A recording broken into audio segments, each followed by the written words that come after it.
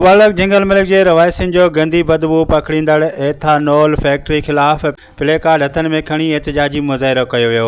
बदबू ज़िंदगी जे ज़ियापे खे मुतासिर करे रही आहे। ॿार तइलीम पिराइण खां महरूम ऐं नमाज़ी तिलावत पाक करण खां महरूम आहिनि। बदबू ख़त्म करण जो मुतालबो। जंगल मिल्क ऐं भरपासे जे रवायसिन पारां एथानॉल फैक्ट्री ख़िलाफ़ यूसी जंगल मिल्क जे जनरल काउंसलर मोहम्मद बख्श मलिक, मोहम्मद शरीफ सुमरो, जावेद मलिक जी अॻवानी में जंगल मिल्क मेन चौक ते एहतजाजी मुज़ाहिरो कयो वियो। हुननि जो चवणु हो त एथानॉल फैक्ट्री मां ईंदड़ गंदी बदबू ज़िंदगी खे मुतासिर करे रही आहे। हिन बदबू सबबु न ॾींहुं सकून आहे न ई राति आराम आहे। खाइण पीअण में बि मुश्किलातूं पेश अचनि थियूं। हुननि वधीक चयो त फैक्ट्री इलाइक़े में फ़ाइदो ॾियण बदिरां अज़ाब बणियल आहे। इन बदबू सबबु मथे में सूर ऐं साह जी बीमारियुनि समेत मुख़्तलिफ़ बीमारियूं फैलिजी रहियूं आहिनि।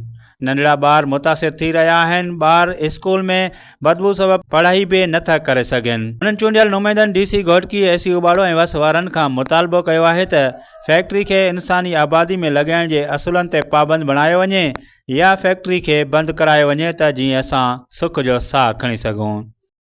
शराब जी आहे या छा जी बि खुली आहे सिंध पंजाब बॉर्डर ते, इहा फैक्ट्री महिरबानी करे बंदि करो। असां साह न खणी सघंदा आहियूं। मथे में सूर पइजी वियो आहे, धापकूं।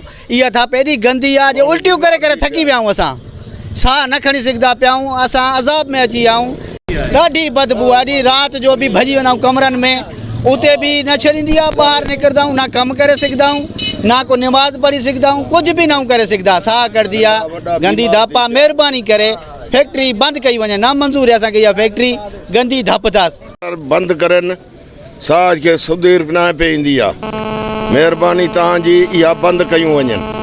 साह मां बीमार आहियां, इन दवा में फासी आहियूं। मलिक यूसी जंगल मलिक जा इलाइक़े वासी आहियूं ऐं भरपासे जे ॻोठ वारा एहतजाज करे रहिया आहियूं त हिते इलाइक़े में बदबू फैलियल आहे, तमामु बुरी फैलियल आहे। न राति जो निंड अचे थी, न को आराम अचे थो।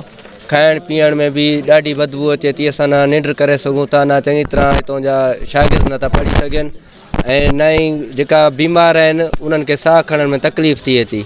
महिरबानी करे अमलदारनि को अपील था कयूं त महिरबानी करे इहा बंदि कराए। राति हिकु आहे, माना राति जो बि इलाही माना ज़्यादा हूंदी आहे बदबू। माना ॾींहुं राति माना उहो हिकु ई हाल जीअण जंजाल करे छॾियो अथसि बदबू।